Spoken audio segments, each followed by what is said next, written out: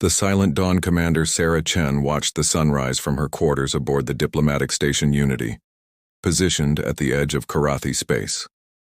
The binary stars of the Epsilon system painted spectacular colors across the viewport, their light reflecting off the crystalline structures of the Karathi cities below on Serenity Prime.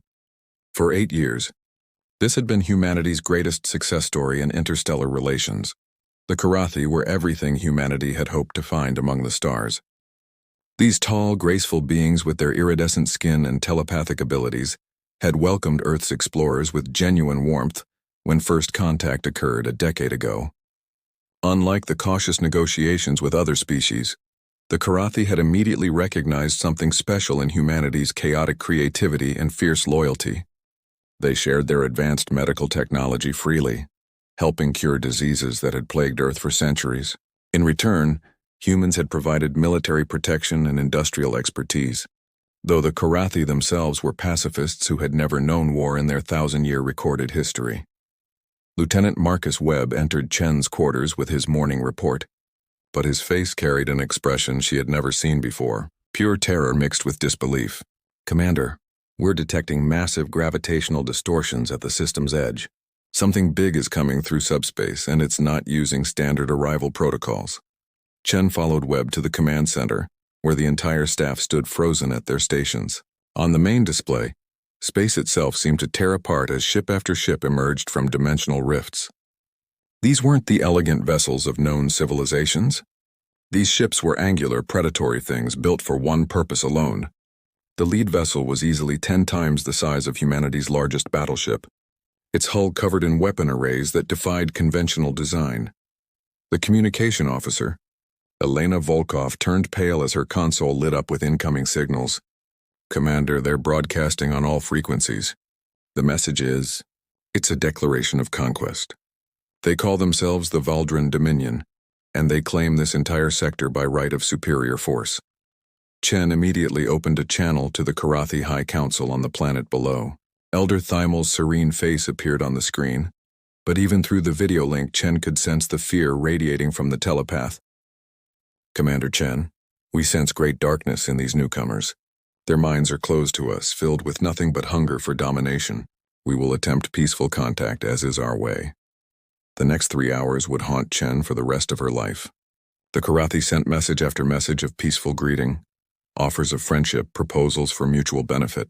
The Valdran fleet responded with systematic bombardment. City after city on Serenity Prime erupted in flames. The beautiful crystal spires that had taken centuries to grow shattered under plasma fire. Millions of Karathi minds cried out in telepathic anguish that even the humans could feel.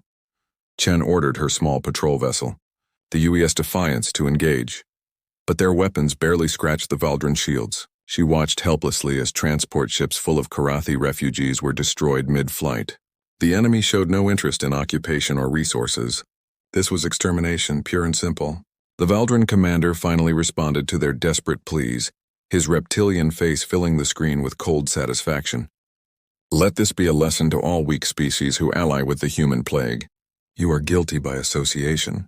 Your extinction will serve as a warning." The Unity Station sensors tracked the systematic destruction across all 4 Karathi worlds. Hospital ships were targeted first, then schools, then residential areas. The Valdran used weapons that burned away atmosphere, leaving whole continents lifeless. They deployed hunter-killer drones that tracked down survivors in underground shelters. Within 18 hours, a civilization that had existed for millennia was reduced to ash and memory. Chen managed to gather sensor data and recordings of everything, uploading it all to a high-speed courier drone that would reach Earth in 3 days. As the Defiance retreated under cloak, she took one last scan of the Karathi system. Where 12 billion peaceful souls had lived just yesterday, now only radiation and debris remained. The Valdran fleet was already moving on, leaving behind marker buoys that proclaimed the system cleansed of inferior species. The journey back to Earth felt like a funeral procession. The crew of the Defiance spoke in whispers when they spoke at all. Many had formed deep friendships with Karathi individuals. Dr. James Park had been working on a joint medical research project with Karathi scientists. They had been so close to a breakthrough that would have extended human lifespan by decades. Now his research partners were atoms scattered in space. When news reached Earth, the planet fell silent for exactly 1 minute. Every human on every world, every colony, every ship stopped what they were doing and stood in silence. Then came the rage. Not the hot rage of immediate reaction, but the cold, calculating fury that had seen humanity through its darkest hours. President Maria Blackwood called an emergency session of the United Earth Council. Representatives from Mars, the Belt colonies, and the 12 extrasolar settlements attended virtually. The debate was surprisingly short. General Kim Yong-jun presented the military reality without sugarcoating. The Valdran Dominion controls approximately 300 systems. Their fleet numbers in the thousands. Their technology is more advanced than ours in many ways. By conventional military doctrine, we cannot win a direct confrontation. Then we don't fight conventionally, responded Dr. Rashid Hakim from the Advanced Weapons Division. The Valdran have shown us they recognize no rules of war, no concept of civilian immunity, no mercy. They have freed us from our own moral constraints. Other species in the galactic community sent carefully worded messages of condolence, but none offered alliance or support. The Altarians, humanity's second closest partners, formally severed diplomatic ties to avoid becoming targets. The Centauri Trade Federation suspended all human contracts. Even the militant Dracon Empire declared neutrality. Humanity stood alone. President Blackwood addressed the solar system that night. Her words were broadcast to every human settlement, ship, and outpost. The Karathi were our friends. They healed our sick, shared our dreams, and trusted us to protect them. We failed in that protection, but we will not fail in what comes next. The Valdran believe they have taught the galaxy a lesson about weakness. We will teach them a different lesson entirely. Within hours, every assembly line on Earth retooled for war production. The Mars shipyards, which had been building colony vessels and trade ships, began construction on something entirely different. Deep beneath the surface of Earth's moon, weapons that had been banned by humanity's own laws started taking shape. The research stations at Jupiter's moons switched from studying alien life to finding ways to end it. The transformation was remarkable in its totality. Children's education shifted to include tactical analysis and resource management. Artists became propaganda specialists, their work keeping morale high during the long months of preparation. Musicians composed war songs that would echo through the corridors of battleships. Every scientist, engineer, and technician worked 18-hour shifts without complaint. But the most frightening change was in humanity's collective psyche. The species that had reached for the stars with hope and wonder now looked at them with calculated vengeance. The Valdran had murdered the innocent and expected fear in response. They had gravely miscalculated. They had awakened not fear, but something far more dangerous. They had awakened humanity's oldest and most terrible capability, the ability to wage total war without mercy or hesitation. As the first new warships rolled off the production lines, bearing names like Vengeance, Retribution, and Never Forget, the galaxy held its breath. The Valdran continued their conquests, confident in their supremacy. They didn't notice the human trade ships that had seemingly vanished from regular routes. They didn't detect the deep space monitoring stations humanity was placing throughout their territory. They didn't realize that every piece of Valdran technology salvaged from the Karathi system was being reverse-engineered and improved upon. The Burning Sky 18. Months after the Karathi genocide, Admiral David Reeves stood on the bridge of humanity's new flagship, the UES Nemesis. The ship was unlike anything previously built by human hands. 2 kilometers long, armed with weapons that bent the laws of physics, and crewed by soldiers who had been enhanced beyond normal human limitations. Around the Nemesis, 300 similar vessels held formation, though similar was a relative term. No two ships were exactly alike, each one incorporating different experimental technologies that Earth's scientists had developed in their fury-driven innovation. The transformation of humanity's military had been absolute. Soldiers underwent genetic modification that allowed them to survive in environments that would kill normal humans. Their armor was powered by miniature fusion reactors and controlled by neural interfaces that made thought and action simultaneous. But perhaps most terrifying were the weapons humanity had developed. Not content with conventional plasma and kinetic weapons, Earth scientists had delved into weapons that attacked reality itself.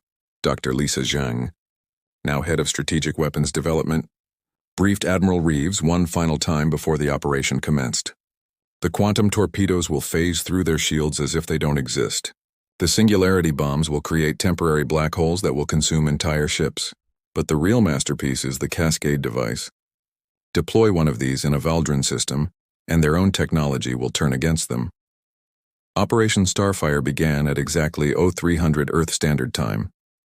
Across 300 Valdrin systems, human strike forces appeared simultaneously. The Valdrin had expected eventual retaliation, perhaps raids on their outer colonies or attempts at negotiation. They had not expected humanity to attack everywhere at once with weapons that defied understanding.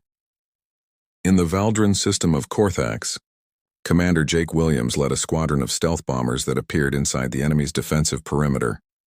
Before the Valdrin could react, quantum torpedoes phased directly into their ship's cores, bypassing shields and armor entirely. The proud Valdrin dreadnoughts, each one capable of devastating entire worlds, imploded in seconds. Near the industrial world of Valdris Prime, Captain Yuki Tanaka deployed the first Cascade device. The weapon was deceptively small, no larger than a standard escape pod.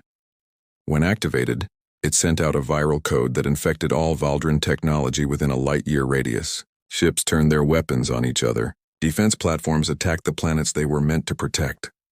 The entire system descended into chaos as their own technology became their enemy. The Valdrin High Command, led by Supreme War Master Krex, scrambled to respond to the unprecedented assault. Their initial confidence turned to confusion, then to fear as reports flooded in from across their empire. Human forces weren't trying to occupy territory or engage in prolonged battles. They were simply destroying everything Valdrin with ruthless efficiency. Krex sent his elite fleet to engage what he believed was humanity's main force near the border systems. He found instead a trap that had been months in the making. Admiral Reeves had positioned his forces in a seemingly vulnerable formation, drawing the Valdrin elite into a pocket of space that humanity had secretly prepared.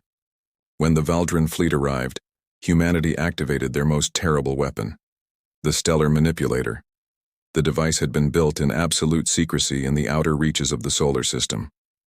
It could alter the fundamental forces within a star, causing it to undergo forced nova. As the Valdrin elite fleet engaged what they thought was humanity's primary force, the star at the center of the battlefield began to change. Its light shifted from yellow to white to blue in a matter of minutes. By the time the Valdrin realized what was happening, it was too late. The star exploded with the force of 1 billion nuclear weapons, vaporizing the entire Valdrin elite fleet in an instant. Across the galaxy, other species watched in horrified awe as humanity demonstrated capabilities no one had imagined possible. The peaceful explorers who had sought friendship among the stars had become something terrifying. The Altarians, who had abandoned humanity out of fear of the Valdrin, now feared humanity even more. The Draken Empire, which had considered itself the galaxy's premier military power, quietly began defensive preparations against potential human aggression. The Valdrin attempted to negotiate, sending messages pleading for ceasefire, offering reparations, even proposing alliance against other threats. Humanity's response was uniform silence. There would be no negotiation with those who had murdered the innocent. There would be no mercy for those who had shown none. The campaign continued with mechanical precision, system after system falling to humanity's revolutionary weapons and tactics. The psychological warfare was perhaps even more effective than the physical destruction. Humanity broadcast the recordings from the Karathi genocide on all Valdrin frequencies, followed by a simple message. You taught us that mercy is weakness. Thank you for the lesson. Valdrin civilians, who had celebrated their military's conquests, now cowered in shelters that provided no protection against weapons that could phase through matter itself. 6 months into Operation Starfire, the Valdrin Dominion had lost 60% of their territory. Their remaining forces had pulled back to their home system, preparing for a final stand. Supreme War Master Krex, his scales dulled with stress and fear, made one last attempt at communication. He appeared on all human frequencies, no longer the proud conqueror but a broken leader facing annihilation. We acknowledge our crimes, Krex said, his voice carrying none of its former arrogance. We offer complete surrender.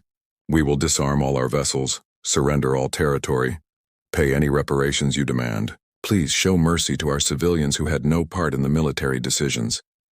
Admiral Reeves personally delivered humanity's response. The Karathi begged for mercy too. Their civilians, their children, their sick and elderly. You showed them none. You made the rules of this engagement when you committed genocide against peaceful beings. We are simply playing by your rules. The final assault on the Valdran home system was swift and decisive. Humanity deployed weapons that had been held in reserve. Devices so terrible that even Earth's military commanders had hesitated to authorize their use. Nanoswarms that dissolved matter at the molecular level. Temporal weapons that aged targets 10,000 years in seconds. And finally, the Omega device, a weapon that created a chain reaction in the quantum foam itself, essentially deleting matter from existence. Within 72 hours, the Valdran Dominion ceased to exist. Their worlds were not conquered but erased. Their population was not enslaved but eliminated. Where once 300 systems had proclaimed Valdran superiority, now only empty space remained, marked by navigation hazards warning travelers away from the quantum instabilities left behind. The galaxy reacted with a mixture of relief and terror. The threat of the Valdran was gone, but in its place stood something potentially far more dangerous. Humanity had demonstrated that it possessed both the capability and the will to commit xenocide on a scale never before witnessed. The message was clear. Those who threatened humanity or its allies would face not defeat but extinction. Admiral Reeves stood once more on the bridge of the Nemesis, looking out at the empty space where the Valdran homeworld had been. His victory felt hollow. The Karathi were still gone, their gentle civilization nothing but memory and monument. But perhaps their sacrifice had taught the galaxy a valuable lesson. Humanity would be a faithful friend and a terrible enemy, the choice of which face humanity showed would be entirely up to those they encountered. In the aftermath, humanity did something unexpected. They began building monuments on every human world, each one dedicated to the Karathi. Schools were named after fallen Karathi teachers. Medical centers bore the names of Karathi healers, and on Earth itself, in the center of the United Earth capital, stood a crystal spire exactly like those that had graced Karathi cities. At its base, inscribed in both human and Karathi script, were simple words. They were our friends. We failed to save them. We did not fail to avenge them. The galaxy entered a new era, one where humanity's presence could no longer be ignored or dismissed. Some species chose to ally with Earth, recognizing that friendship with humanity was far preferable to enmity. Others isolated themselves, hoping to avoid notice. But all understood the fundamental truth that the Valdran had learned too late. Humanity's capacity for love was matched only by its capacity for vengeance.